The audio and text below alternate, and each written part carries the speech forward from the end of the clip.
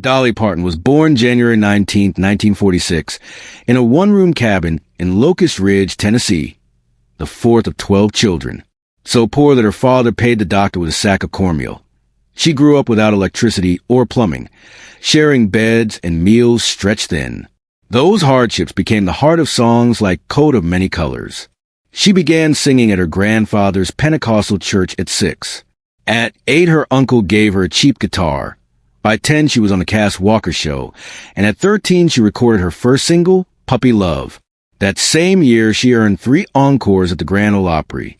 Early losses, including her baby brother Larry in 1955, and a childhood of music shaped a voice and story she later sold to millions.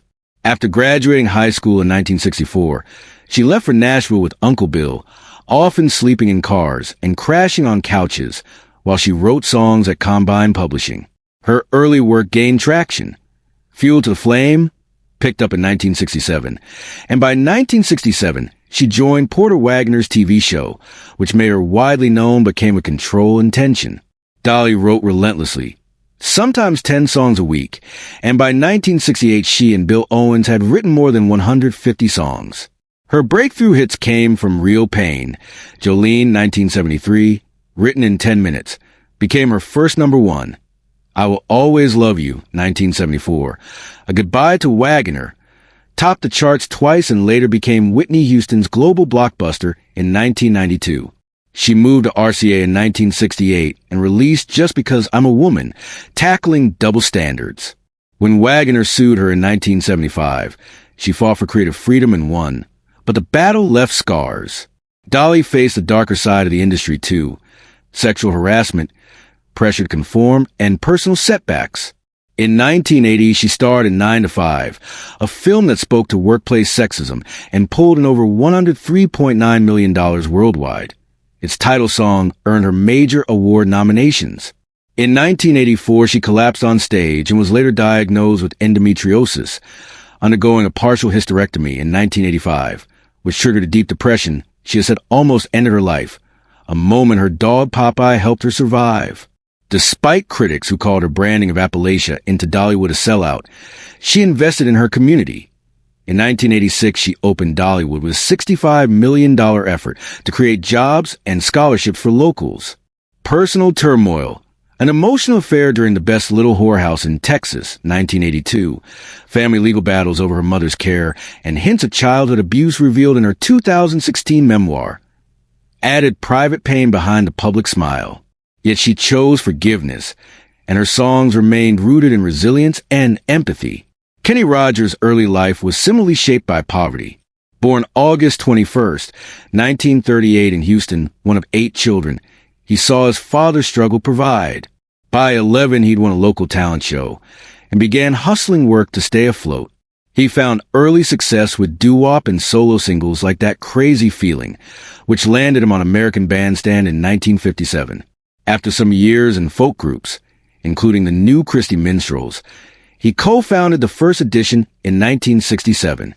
The band Psychedelic Hit just dropped and reached number 4 in 1968 and hinted at Rogers' willingness to experiment beyond straight country. His personal life was turbulent. A short, early marriage, long stretches on the road, and the restlessness of a man chasing a larger sound and career. The headline that binds them. Dolly kept a secret about Kenny for decades, involving their biggest hit, Misplaced Credit, and a promise she felt compelled to honor. When Kenny's career faltered in the 1990s, she could have stepped in but stayed quiet. Their stage reunion in 2017 looked seamless, yet backstage Kenny confessed what he'd done in 1983. That admission, a deeper betrayal than fans ever guessed, explains years of distance between 2 performers the public loved as a duo. What he revealed reframes how you hear some of their music, and why 2 friends who delighted millions sometimes barely spoke. Kenny's on-screen polish hit a different story. By 1970, he hosted Rollin' on the River, but off-camera the band was fraying. Cocaine, pressure, and exhaustion. Ken Vossi joined to help, but the show folded and the band unraveled. Insiders knew what Kenny didn't say. In 1969, Ruby, Don't Take Your Love to Town, reached number 6, but sparked protests for a portrayal of a paralyzed Vietnam vet.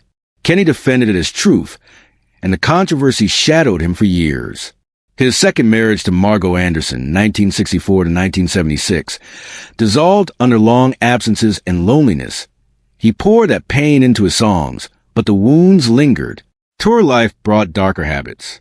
Gambling in Las Vegas became a secret bleed, sometimes costing the band money, and later framed the irony of hits like The Gambler. He left the band in 1976. Solo success followed. Lucille hit #1 country, 1977, and sold millions. His third marriage, to Marianne Gordon, fueled music that felt honest because it was lived. 1978's The Gambler made him a legend, even as he was losing over $100,000 a year at poker, once pawning a gold watch to play. Collaborations brought success and strain. His 1983 duet with Sheena Easton climbed to #6 amid rumors of an affair that damaged his marriage. Divorce followed in tabloid circles. Kenny's business ventures had highs and crushing lows. In 1991, he launched Kenny Rogers Roasters with John Y. Brown Jr. It expanded rapidly to hundreds of locations, but filed for bankruptcy in 1998, costing him millions. He still earned 3 Grammys, including Best Male Country Vocal for The Gambler, 1980. Chasing Youth led to regret. Cosmetic surgery left him, saying later he looked permanently surprised. Legal battles followed. In 1992, he sued ex-wife Marianne over leaked phone tapes in a messy case that hurt his reputation.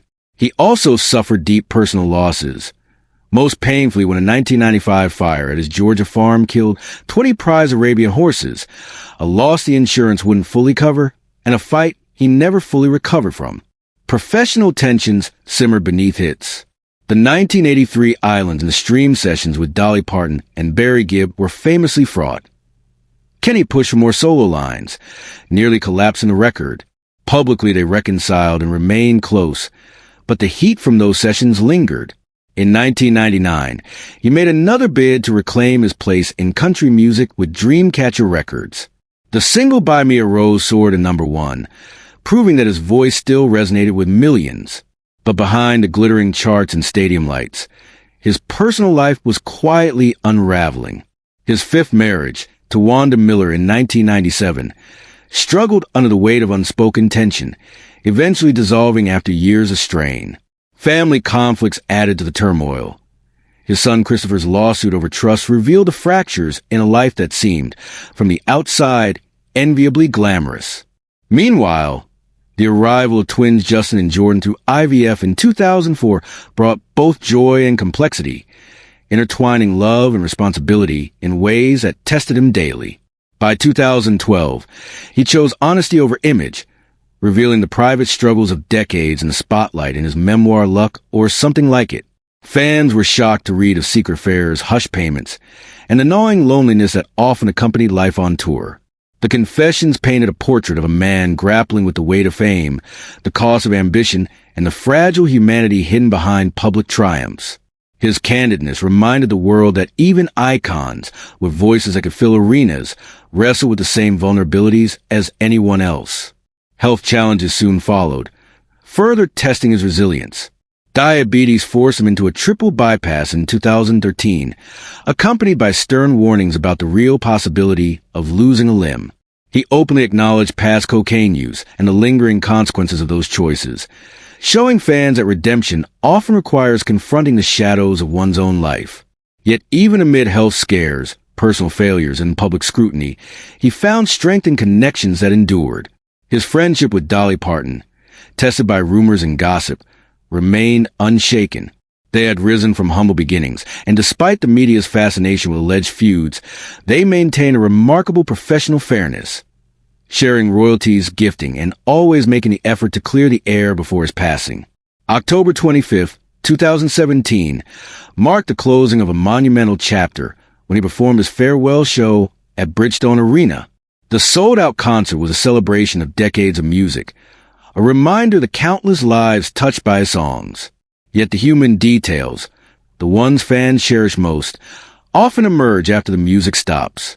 Posthumous releases in 2021 introduced unreleased tracks, including a lost duet with Dolly, small glimpses of everyday life, like Dolly's jalapeno cheese tortilla recipe shared in her 2024 cookbook, remind the world that behind a legend were ordinary joys, quiet comforts, and the inevitable heartbreaks of life. Kenny's story was one of constant reckoning.